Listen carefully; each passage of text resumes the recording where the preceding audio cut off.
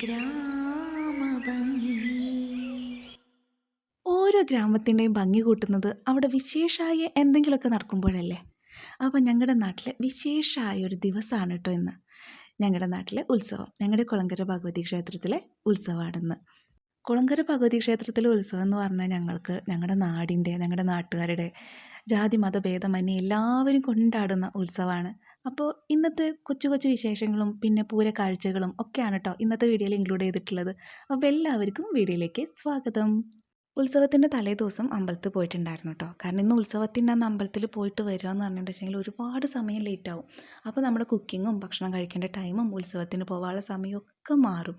അപ്പോൾ അതൊന്നും ചിലപ്പോൾ നടക്കുകയുണ്ടാവില്ല. അപ്പോൾ തലേദിവസം തന്നെ അമ്പലത്തിലൊക്കെ പോയിട്ടുണ്ടായിരുന്നു. പിന്നെ തലേദിവസം അമ്പലത്തിൽ പ്രോഗ്രാമൊക്കെ ഉണ്ടായിരുന്നു, അതൊക്കെ കണ്ടു. പൂരപ്പറമ്പിലൊക്കെ തിരിഞ്ഞ് നടന്നു. ഐസ്ക്രീമും അങ്ങനെ ഒരുപാട് കാര്യങ്ങളൊക്കെ വാങ്ങിച്ച് അതൊക്കെ കണ്ട് അങ്ങനെ രാത്രി ഒരുപാട് വൈകിട്ടാണ് വീട്ടിലെത്തിയിട്ടുണ്ടായിരുന്നത്. ഇന്നിപ്പോൾ ഉത്സവത്തിൻ്റെ ദിവസത്തെ വിശേഷങ്ങളാണ് കേട്ടോ. അപ്പോൾ നമ്മുടെ നാട്ടിൽ ഉത്സവമൊക്കെ ഉണ്ടാകുമ്പോൾ നമ്മുടെ റിലേറ്റീവ്സിനൊക്കെ ക്ഷണിക്കില്ലേ. അപ്പം അങ്ങനെ അധികം ആളുകളൊന്നുമില്ല. അനിയത്തിമാർ വന്നിട്ടുണ്ട്, അനിയന്മാർ വന്നിട്ടുണ്ട്, ഇനി അച്ഛനമ്മയും വരും. അങ്ങനെ കുറച്ച് ആളുകളൊക്കെ ഉള്ളൂ. അങ്ങനെയൊക്കെ വന്നിട്ടുണ്ട്. അപ്പോൾ ഇന്ന് രാവിലെ ഞാൻ ഇഡലിയും ചമ്മന്തി ചട്നിയൊക്കെയാണ് കേട്ടോ ഉണ്ടാക്കുന്നത്. അത് പിന്നെ അങ്ങനെയാണല്ലോ, ഒരുപാട് ആളുകൾ വീട്ടിലുണ്ടാകുമ്പോൾ ഒന്നുകിൽ ഉപ്പുമാവ്, അല്ലെങ്കിൽ പുട്ട്, അല്ലെങ്കിൽ ഇഡലി. ഈ സംഭവം കേട്ടോ ഞാൻ ഉണ്ടാക്കാറ്. ഇതാകുമ്പോൾ പെട്ടെന്ന് ഉണ്ടാക്കി കഴിയും. അതിങ്ങനെ നമ്മൾ കുറേ നേരം അവിടെ ഇങ്ങനെ നിൽക്കേണ്ട ആവശ്യമില്ലല്ലോ, പെട്ടെന്ന് ഉണ്ടാക്കി കഴിയുന്നില്ല. ദോശയൊക്കെ ഉണ്ടാക്കുകയാണെങ്കിൽ അന്നത്തെ ദിവസം മുഴുവൻ ദോശ ഉണ്ടാക്കിക്കൊണ്ട് നിൽക്കേണ്ടി വരും. അപ്പോൾ ഇങ്ങനെ കൂടുതൽ ആളുകളൊക്കെ ഉണ്ടാകുമ്പോൾ ഞാൻ ഇഡലി, പുട്ട്, ഉപ്പുമാവ്, ഇത് മൂന്നെണ്ണത്തിൽ ഏതെങ്കിലും ഒന്നാണ് കേട്ടോ ഞാൻ ഉണ്ടാക്കാറ്. അപ്പോൾ ഇഡലിയാണ് ഇന്ന് ഉണ്ടാക്കുന്നത്. പക്ഷേ ഇന്ന് എനിക്ക് കിട്ടിയൊരു യമണ്ടൻ പണി എന്താണെന്ന് വെച്ചിട്ടുണ്ടെങ്കിൽ, നമ്മുടെ വീട്ടിലെ ഗ്യാസ് അങ്ങ് കഴിഞ്ഞു. ബുക്ക് ചെയ്യാൻ വേണ്ടി എന്നോട് എപ്പോഴും പറയാറുണ്ട്. പക്ഷേ ഞാനതങ്ങനെ ചെയ്യാമെന്ന് കരുതി അങ്ങ് മറന്നുപോയി. ഇപ്പോഴത്തെ ഗ്യാസ് തീർന്നു, 2 സിലിണ്ടറും കാലി. അപ്പോൾ ഇനി അടുപ്പേ ശരണം, എല്ലാ കാര്യങ്ങളും അടുപ്പത്ത് ഉണ്ടാക്കണം. ഞാൻ അധികം അടുപ്പത്ത് തന്നെയാണ് കുക്ക് ചെയ്യാറ്.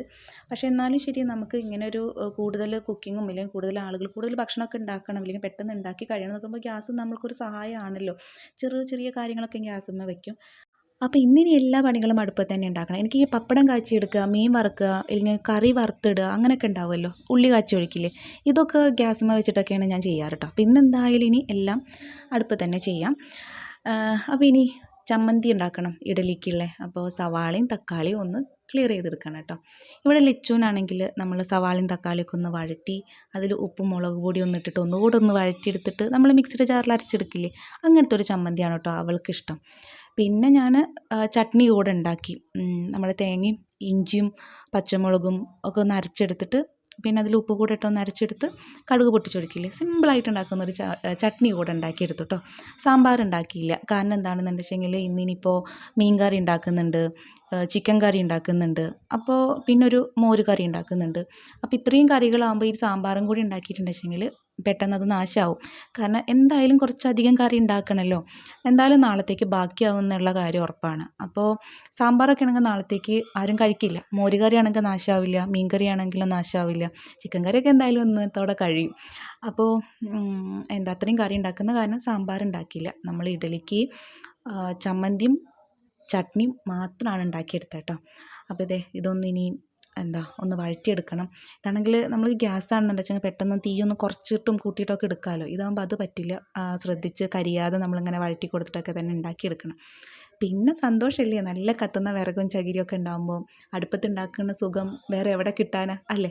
അപ്പോൾ ഇനി ഉള്ളിയൊക്കെ ഒന്ന് വഴറ്റിയെടുത്തതിന് ശേഷം ഞാൻ ചോറിനുള്ള വെള്ളം ഞാൻ അടുപ്പത്ത് വെച്ചു കേട്ടോ.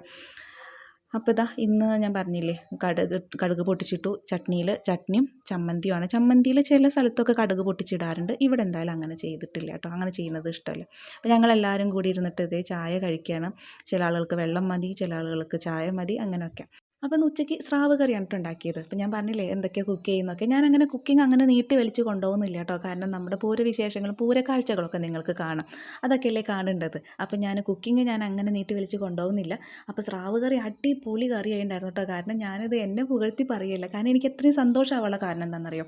ഞാൻ പറഞ്ഞില്ലേ അച്ഛനും എല്ലാവരും വരുന്നുണ്ട് പറഞ്ഞില്ലേ. എൻ്റെ അച്ഛൻ എന്തെങ്കിലും ഭക്ഷണം കഴിക്കുമ്പോൾ പുള്ളിക്കൊരു സ്വഭാവമുണ്ട്. നമ്മൾ എന്തുണ്ടാക്കി കൊടുത്താലും എന്തെങ്കിലും ഒരു കുറ്റം അല്ലെങ്കിൽ ഒരു കുറവ് അല്ലെങ്കിൽ കൂടുതൽ എന്തെങ്കിലുമൊക്കെ പുള്ളിക്ക് കണ്ടുപിടിച്ചില്ലെങ്കിൽ കഴിച്ചില്ലെങ്കിൽ സമാധാനം ഉണ്ടാവില്ല. ഉപ്പ് കൂടുതലാണ്, മുളക് കൂടുതലാണ്, ഒരു തളയിൽ കൂടെ തിളയ്ക്കായിരുന്നു, വെന്തില്ല, അങ്ങനെ എന്തെങ്കിലുമൊക്കെ പുള്ളി കണ്ടുപിടിക്കും. നമ്മളിപ്പോൾ ഈ ബീഫൊക്കെ ഉണ്ടാക്കുകയാണെങ്കിൽ പുള്ളി എത്ര വിസിലടിച്ചിട്ട് വേവിച്ചിട്ടുണ്ടെങ്കിലും പറയുന്ന കാര്യം എന്താണെന്നറിയോ, ഒരു വിസിലിൻ്റെ കുറവുണ്ടായിരുന്നു, അല്ലെങ്കിൽ മീൻ ഒന്നുകൂടെ തിളയ്ക്കായിരുന്നു, അങ്ങനെ എന്തെങ്കിലുമൊക്കെ പുള്ളി കണ്ടുപിടിക്കും കേട്ടോ. ഇത്തവണത്തെ ഞാൻ വെച്ച ഈ സ്രാവ് കറി ഉണ്ടല്ലോ, എൻ്റെ അച്ഛൻ അത്രയും ഇഷ്ടപ്പെട്ടു. നമ്മളുണ്ടാക്കിയൊരു ഭക്ഷണം മറ്റൊരാൾ ഇഷ്ടപ്പെട്ട് എന്ന് പറയുമ്പോഴാണല്ലോ അത് അത്രയും ടേസ്റ്റ് ആവണത്. നമുക്ക് തന്നെ ഒരു ഭയങ്കര ഒരു അഭിമാനമാണല്ലോ. എൻ്റെ അച്ഛൻ സ്രാവ് കറി കൂട്ടി മാത്രമാണ് കേട്ടോ ഭക്ഷണം കഴിച്ചത്. അതെനിക്ക് ഒരുപാട് സന്തോഷമായിട്ടുണ്ടായിരുന്നു. അങ്ങനെ ഞങ്ങൾ ഭക്ഷണമൊക്കെ കഴിച്ച് ഇനി പൂരക്കാഴ്ചകളാണ് കേട്ടോ. പൂരത്തിന് പോയി. അപ്പോൾ അതേ നമ്മുടെ നാട്ടിലെ ഉത്സവത്തിൻ്റെ എല്ലാ ആഘോഷങ്ങളും വരവുകളും എല്ലാം ഇതിൽ ഉൾപ്പെടുത്തിയിട്ടുണ്ട് കേട്ടോ. അപ്പോൾ എല്ലാവരും കാണുക. അപ്പോൾ ഇഷ്ടമായെങ്കിൽ ലൈക്ക് ചെയ്യാനും ഷെയർ ചെയ്യാനും കമൻറ്റ് ചെയ്യാനും ഒന്നും മറക്കരുത്.